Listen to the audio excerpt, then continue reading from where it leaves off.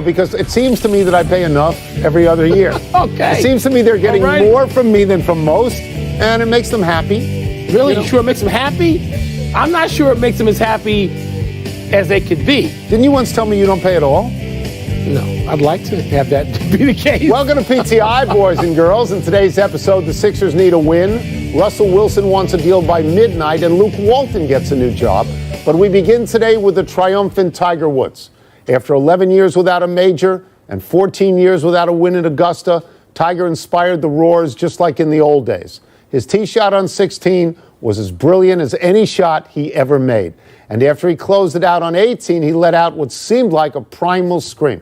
Wilbon, what does this win mean to you, to the sport of golf, and to Tiger's career? I'll take me first. We know what it means to Tiger's career. Tiger's back. He's all the way back. To me, Tony, it means a lot of stuff. I mean, at first, and I told you this yesterday on the phone, he's now officially with Muhammad Ali and Michael Jordan. What did those two have? What's the thread now between all three of them? The great comebacks. They already had the great first act. And now the great second act. I mean, Ali, after whatever it was, 3 Scott years Fitzgerald essentially said there are no second acts. No second acts. Well, for these three guys, there have been, there are. Yeah. And Ali, after being drafted and saying no and being banished. That's right. And then Jordan's was a little bit weirder because he went away and we know his father had been murdered and it was all sorts of stuff and Jordan was unhappy. Playing and baseball. then he comes back, plays baseball for a while. Then comes back and wins 3. And then Tiger's is longer, essentially. Yep. It's as long as Jordan's and Ali's combined, and he needed the comeback. And Tony, with it, to me, the only two people with him, and we're talking modern sports. I don't know enough about Ruth, even though I've read and studied and all that. It's Ali, Jordan, Tiger Woods. Yeah. So I thought about this. I thought, is there a team athlete that can represent the country as a whole in the way that an individual athlete can? And you look at Brady and you look at LeBron, but to me that's regional. Like, people cheer for them because he represents their city. Tiger represents nobody's particular city. Look, I thought that Molinari was going to win. I was very surprised when he put it in the water twice. I thought he's a rock-solid guy. Best golfer in the world over the last 18 months. Made two bad swings. And he opened it up. And people will say, well, Tiger was the beneficiary, but Tiger won it. He won. Okay, the shot on 16, the way he played 17, the way he played 18. His nerves, his calm, they were better than everybody else. So I'm sitting there in a room you know well, in the grill room at Columbia Country Club, where we are both members. And I'm sitting there in the company of men, about 50 of them, between the ages of, say, 35 and 75. And they are mostly white, and they are cynical, and they are accomplished. And I'm watching them watch a television set. It's not live, like in front of you. Right. They're watching a television set when and Koepka puts it in the water, Molinari puts it in the water, Finau puts it in the water. 4 guys who put it in the water. Tiger doesn't put it in the water. When Tiger hits a shot on 16, they rise.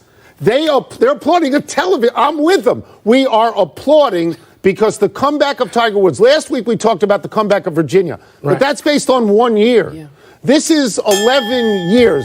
This is something. The guy who's the most, at one time, the internationally most famous athlete on earth, replacing Jordan as that. Tiger had a run as that guy. He used to be the heavyweight champion. That's right. He used to be. But Tony, to see him hug his kid like that. Yeah. After his father, 22 years ago, had hugged him. That's all of these images, the people cheering him, his roar. But a couple of times he kept his calm. Yeah. Tony, Tiger kept his calm in a way I didn't. Who keeps their calm that way when you are pressed like this in an emotional circumstance? People in individual sports need to do that to become champions. I will say this, that many of Tiger's problems were self-inflicted over a long period of time. But the joy at watching him win seemed to be universal yesterday. People were very, very happy. Started in Atlanta. Very happy. Yeah, how about the symmetry of that? It started in Georgia with that sea of people following him at East Lake, and to see this again at Augusta. Big deal. You know? And of course, we live in a world that cannot resist forecasting, and therefore, discussions of whether Tiger will pass Jack ran rampant before Tiger even putted out at 18. By way of review, Tiger has 15 major championships now. Jack has 18. And speaking via the telly from some bone fishing trip in the Bahamas, do you understand that? I do not. Even Jack said, quote, the next 2 majors are at Bethpage, where he has won, and Pebble Beach, where he has won. So you know he's got me shaking in my boots, close quote. Tony, let's look ahead now. Will Tiger be Tiger again? Will Tiger win another major this year? Will Tiger catch Jack? So I tend to be skeptical because Tiger is 43. Jack won the Masters at 46, but in the last 50 years, other than that, only two people, only Hale Irwin and Lee Trevino above the age of 43, have won majors. The opportunity is presented to him this year with Pebble Beach and with the PGA at Bethpage Black. It's not the same as the Masters because there's a lot of rough. You've got to be very accurate all the time. But I think it's sort of out there for him, and I think that he and Phil Mickelson in California and New York will get cheered like nobody gets cheered. I mean, they will be the crowd favorite all the time. I will tell you this. I think I'd like to see him get to 18. I don't know that I'd like to see him get to 19. I think that if he and Jack are on the same step, I think there's poetry to that. I'm okay with that. I want to take the one about Tiger being Tiger again. And I'm coming off a news episode where Magic Johnson talked about the joy in just being Magic again. He understood what this felt like to be this person who he was a long time before he went to an office. And Tiger, to me, Tony, I'm going to go back to the Ali analogy. Ali, his second part of the athletic career, it wasn't as great and as dominant as the first part. But he beat George Foreman. And when he knocked out George Foreman, it was okay. Took a lot of punishment He didn't have to be the guy who beat Liston. That's right. He was the guy who beat Foreman. So Tiger now has all these young guns out there. Yes. And my God, the leaderboard was full of them yesterday. Guys who have won major championships. One major. And I don't think Tiger can dominate all those guys, but he doesn't need to. If he wins one more major, I don't care if he gets to Jack. If he gets another one, and maybe it's the summer, I don't know about winning this summer. I don't know. There's a lot of stuff that has to happen. If Brooks Koepka had made the eagle putt yesterday, if he now makes the eagle putt, if Molinari doesn't rinse it twice, there's so many things that have to happen this summer. I think he's got like a 3 to 5 year opportunity to win some majors. But let's list some people for a second. Let's list all these people, the young players. They've all won majors except Fowler, McIlroy, Dustin Johnson, Koepka, Spieth, Justin Thomas, Molinari, maybe Justin Rose. I don't know that he's young. They're not afraid of Tiger. They've heard the roars. It backed Koepka off the tee. They might become afraid. I don't. They saw something yesterday they'd never experienced. I think they root for him. They do. And they like him, but I don't think they're afraid. They're longer. They're really good. I agree with you that he can't be the dominant Tiger. You know what every one of those guys found out yesterday? As popular and as chesty as they are for good reason. They're not like him. They heard the roar on 16 like they heard it when all. that ball comes down rolling to the pin on the par 3, and they thought to themselves, oh my God, I have never been cheered like that. That's right. That shakes athletes. It does. No, I think so. Or it makes them, at least gives them pause. But you only hear that at Augusta because of the configuration. Okay, but you know what else? Because I've been in Valhalla. I've been in some other places. The roars for them ain't like the roars for Tiger. And now they've experienced, they're not 8 years old. It's not their daddies and their grandfathers telling them. They had it yesterday. They were out there. Yes and no, because they hit it longer. They look at the guy and they hit it longer, and he was the longest guy. Had fewer strokes at the end of 4 No, he did, because he won the tournament. Even though Tiger Woods dominated the weekend, there were other sports played. The NBA playoffs began, and one of the biggest surprises was that the 76ers lost at home to Brooklyn. Now Philadelphia's best player, Joel Embiid, is questionable for Game 2. Wilbon, was Game 1 an aberration, or is there real cause for concern on Broad Street? Oh, there's real cause for concern. I'm not ready to yet predict that Brooklyn will win that series. I'm a little more like Jimmy Butler saying they won a game. We got to get better. We're going to go to practice tomorrow. We're going to watch film tomorrow, and we're going to get better. And Jimmy Butler can say that with a lot of confidence because Jimmy Butler played Saturday, and the rest of them didn't on his team. What were they doing? And so I think that Brooklyn plays hard. They play with a certain intensity about them, Tony. And they got some young players who are now not afraid either. I think Philadelphia, I would still make a slight favorite. But this is a series. And the young man they got from Los Angeles and the Lakers, whose career needed saving somewhere else, D'Angelo Russell is playing up to that. So he's the only guy on the Nets that I can name. I can't name the coach. The Brooklyn Nets have been irrelevant in the league for quite some time. They won 28 games. That was your team. When they were on Long Island, not when they were in Brooklyn, not when they were in New Jersey. As a coach. Yeah, I'm just saying that they've been irrelevant for a long time. They won 28 last year. Give them a lot of credit for what they've done this year. But it's hard for me to look at a team in its first year in the playoffs and think that they're going to win more than 2 games. I don't think they're going to get to 4. I think that best of 7 series in the front end of the playoffs. Okay. You know, the better teams win these things. So I mean, in Philadelphia's case, so what bothers me about Philadelphia, and it's always bothered me, is the way they officially tanked to get here, the trust the process. I know they've got a really good starting team. I know they're a good team, but it wouldn't bother me. If they lost? It wouldn't bother me if they lost. Because you don't particularly like Embiid. You're not as sort of seduced by him as I am. I am not, no. But let me just say this. If Embiid can't be 100% in this series. He's their best player. Right? And then you got Ben Simmons sort of lashing back at Philadelphia fans. How does that usually work? No, that's destructive. And saying basically, take a walk. Don't come back. That's bad. You booed us. And by the way, Tony, the boos rained down on the Sixers by halftime of Game 1. They were all looking at their cell phones, I guess, at that point.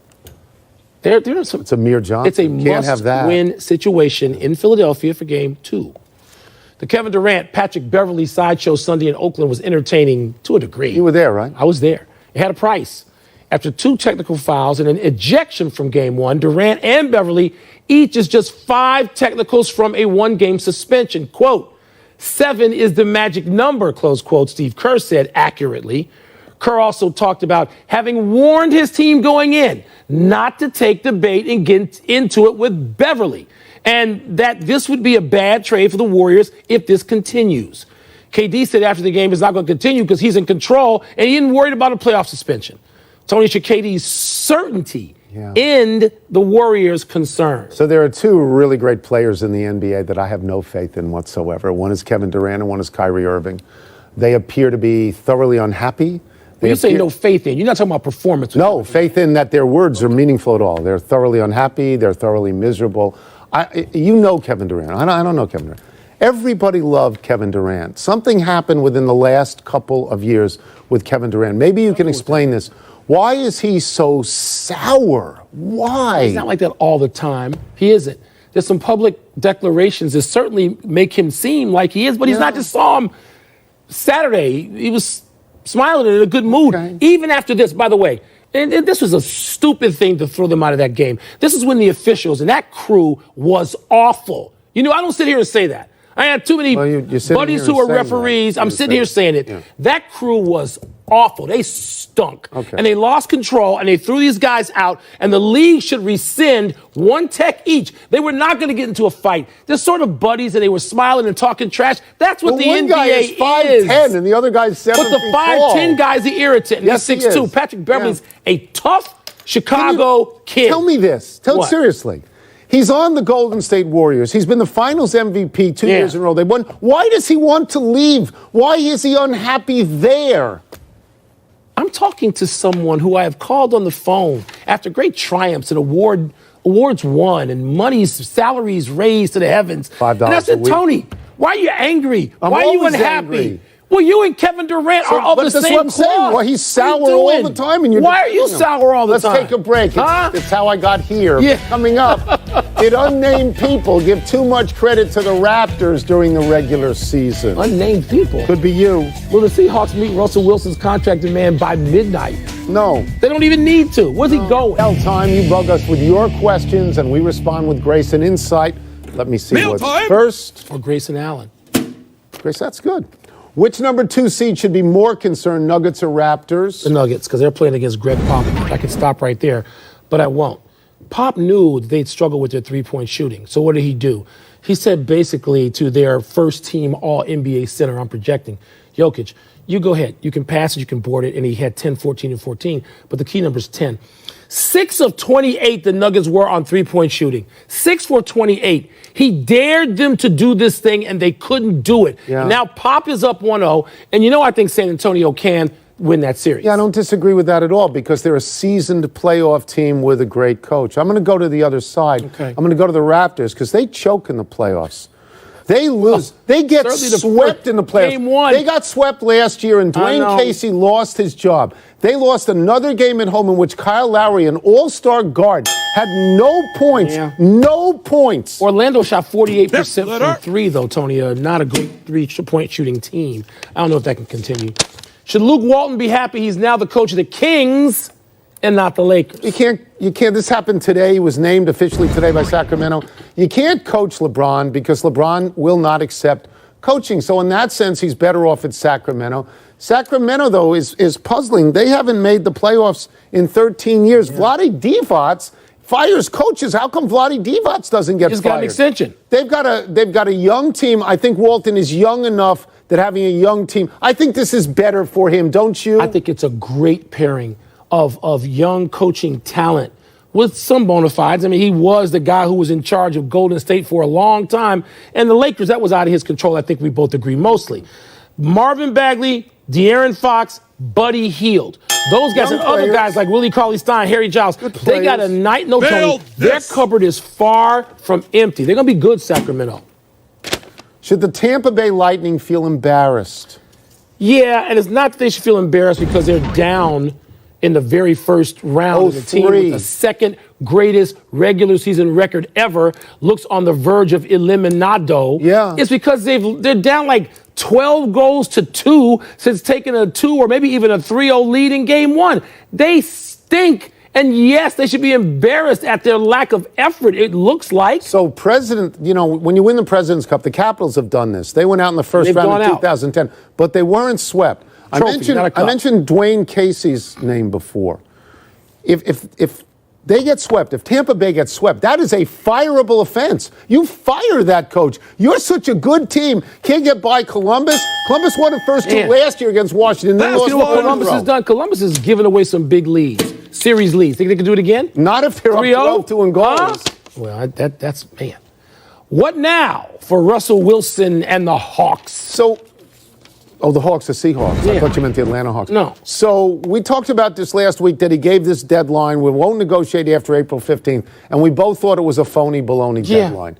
But there's word now, there's a little smoke out there that he wants to go to the Giants. Jack Del Rio and Tyrann Mathieu have said he wants to go to Giants. So how they know this is beyond my comprehension. If he wanted to go to the Giants, that is a very lovely transition from Eli Manning to him. Just because he wants to do it doesn't mean jack. He's under contract, Tony. So, Kirk Cousins, how did it go for him? Because he wanted to go somewhere else. Once and twice. 2 more years. That's right. They can franchise Russell Wilson. It's a phony story for now. Okay. Wake me when he can leave. Enough email.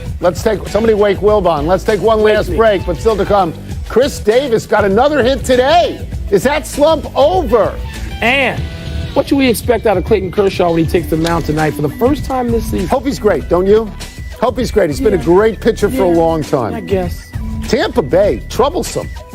Tampa Bay's going to tie this. Happy 22nd birthday, Maisie Williams. She plays Arya Stark, one of the main characters in Game of Thrones. Great name. I'm out right here. I've never seen a single episode of this monster HBO hit.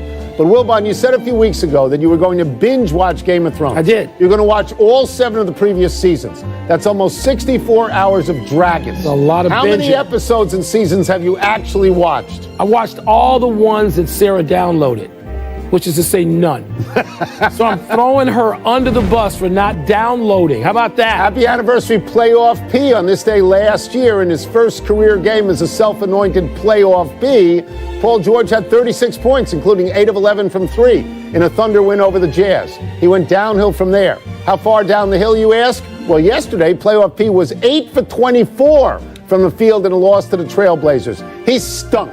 This is a terrible nickname if you're going to shoot 8 for 24. You've been on this guy all year. He's gotten better. He's been one of the best in the league in clutch situations. You don't want to acknowledge it. Yesterday? He was hurt yesterday. His shoulder's killing him. Happy trails. Thank you, doctor. Happy trails, Ty Jerome. The Virginia guard said today he's foregoing his final season of eligibility, entering his name in the NBA draft. You know who he reminds me of, Wilbon? Who? Gravis Vasquez, the former Maryland Terp. He's Love tall, that analogy. He can control the ball. He can control the pace of the game. I think he can play 10 years in the league. Tony, he was my favorite player in the country this year. You know how much I love watching Ty Jerome. He can control a game. He knows the game. He can help an NBA team. He may not be a star. You don't have to be. And he shoots well. Contribute. Shoots full back. A lot of things, a lot of skills. No errors today, and let's go to the big finish. WNBA MVP Breanna Stewart may have torn an Achilles while playing in Russia. Your thoughts? I hope the new talk she has with doctors back here, I think in Los Angeles, give a different result, a better one.